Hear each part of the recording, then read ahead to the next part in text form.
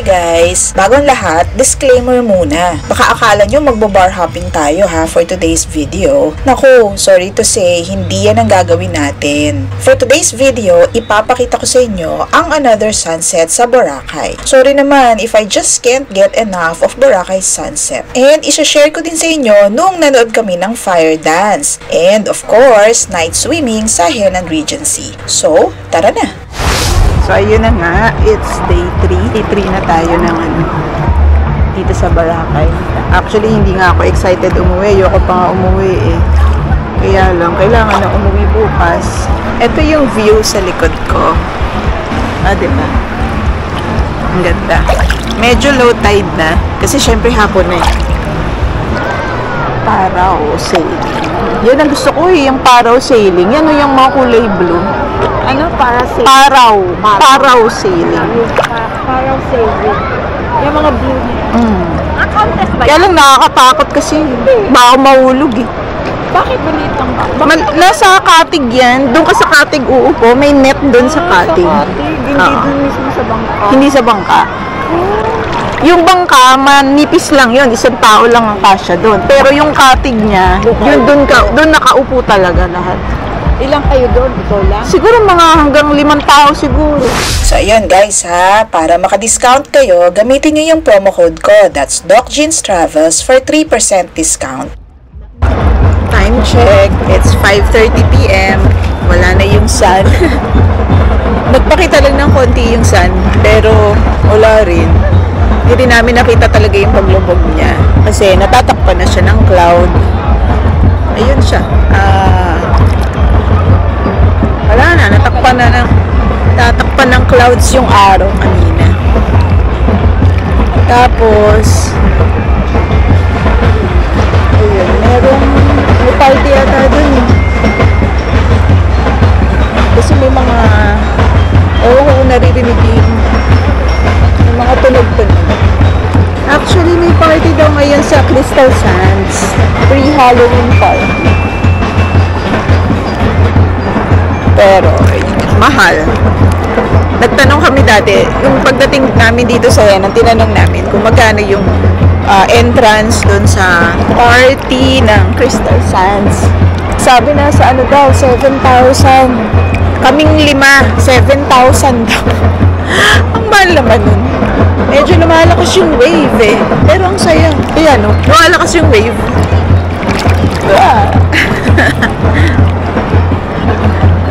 Grabe. Kanina sa Puka Beach, grabe yung wave. Sobra yung wave sa Puka Beach.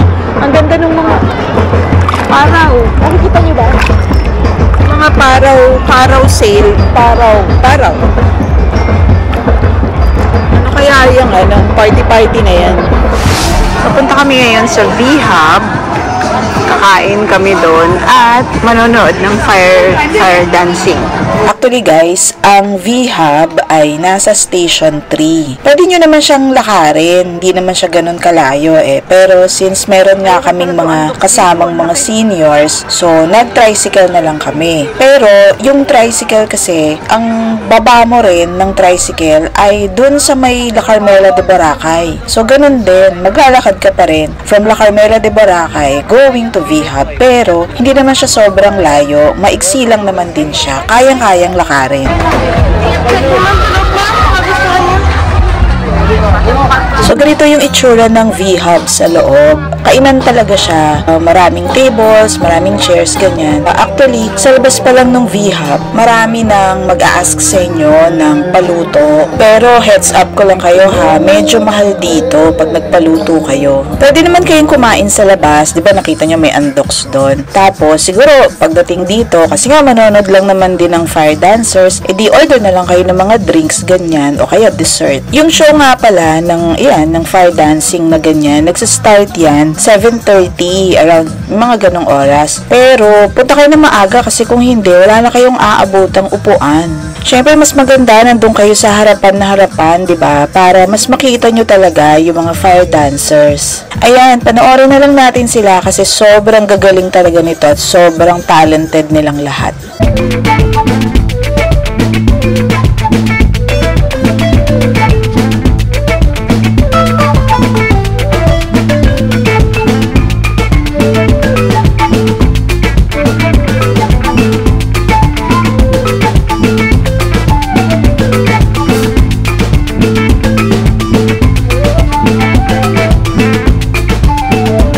Ito na nga pala yung in-order namin. Nag-order kami ng seafood na isang bilao. Pinaluto namin yan. Bale, ang kasama niya, meron siyang mga crab, merong hipon, may halaan, may squid, may crispy pata din. Inabot kami ng 2,600. Lahat-lahat na yan. May kasama ng rice. Tapos, may libre na siyang shake at saka drinks. Kung di nyo type yung ingay sa V-Hub, pwede kayo dito sa mesa. Meron din dito kumakanta habang kumakain kayo. Pero balik muna tayo dito sa hotel kasi actually hindi pa tapos ang gabi natin. Magna-night swim pa tayo kaya balik muna tayo para mag-change outfit. Alam nyo, kahit malakas yung ingay sa labas sa Station 2, hindi namin naririnig, hindi ko alam kung bakit ha, pero tahimik pa rin talaga dito sa loob ng Henan. So, aside from the swimming pools, meron din nga palang pool bar dito sa Henan. At kung kapareho ko kayo na tamad nang lumabas sa gabi, kasi di ba minsan nakakatamad naman na talagang lumabas pag gabi. Tapos syempre, ako kasi hindi ko rin naman type yung masyadong maingay sa labas. Kaya ako, gabi-gabi, nandito lang ako, tumatambay lang ako dyan sa swimming pool. Tapos, nandyan lang ako minsan sa may pool bar. Tapos, syempre, o-order ka rin ng drinks, ganyan. May mga pagkain din nga pala dyan ha. Kung gusto nyo umorder ng sandwich, kung hindi naman kayo nainom, may mga juices, fruit juice din naman or mga shake. May coconut juice din dyan may coconut water din. Ay, ano pala, fresh buko pala, sorry. Tapos, expect nyo na lang din na syempre, nasa loob kayo ng Henan, nasa loob kayo ng hotel, tapos pool bar pa yan, ganyan. So, expect nyo na medyo mahal. Hindi syempre kasing affordable or kasing mura kapag lalabas ka. Diba nga minsan, meron pang, anong tawag doon? Happy hour, di ba? Yung ibang mga bar may mga happy hour. Dito syempre walang happy hour dito. Anyway, masarap lang tumambay lang talaga dyan sa may pool. Hindi naman not necessarily na kailangan mag-swim ka. Mag-dip ka lang talaga, lublub ka lang, ganyan, swim-swim lang ng konti. Tapos sa gitna pala niyang swimming pool na yan, may jacuzzi dyan. Kaya lang hindi na ako nakapag picture-picture or video dun sa may jacuzzi kasi syempre yung jacuzzi kasi medyo popular siya. So, may mga kasama ka minsan doon. Nakakaya naman syempre na mag-picture pa doon. Pero, ayan nga, ganyan lang ang mga ginagawa ko. Nag-unwind ka lang kasi diba, napagod din naman kasi, nakakapagod din actually the entire day na nag-land tour kayo, ganyan, or nag-island hopping. Nakakapagod talaga. So, parang to cap the night off, parang ganon. So, ang sarap tumambay lang dyan sa may poolside. Dyan lang sa may stairs na yan. Ang sarap tumambay lang dyan. Ito naman, pakita ko sa inyo kung ano yung in-order ko. Actually, nakalimutan ko na yung pangalan yan Pero isa yan sa mga bestseller nila. Mga signature drinks ng Henan. May kasamang Henan din. Parang Henan Citron yata. Yun yata. Tapos, alam nyo guys, ginawa ko siyang parang milk tea na pwede ka mag-request ng sugar level.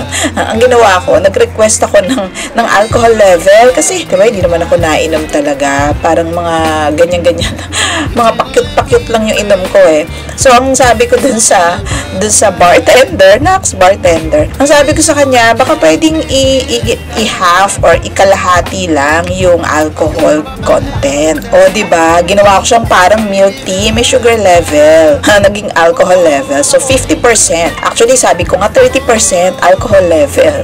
Tawa lang sila. Pero anyway, natutuwa naman ako sa kanila kasi pinagbigyan nila yung request ko na sabi ko, kontian lang yung alcohol level, which is good na good siya sa akin. Nakakatuwa siya. So anyway, i-end na natin tong vlog at sana naman kahit papaano may napulot ka naman dito sa vlog ko na makakatulong sa'yo kapag nagplano ka pag magpupunta ka dito sa Boracay. Anyway, kung nagustuhan mo tong vlog natin, I hope i-like mo naman at saka kung hindi ka pa nakakapag-subscribe, well, mag-subscribe ka na, no? Marami pa tayong mga Boracay content na ilalabas in the near future na I hope makakatulong sa inyo kapag pupunta kayo dito sa Boracay. Thank you for watching. Bye!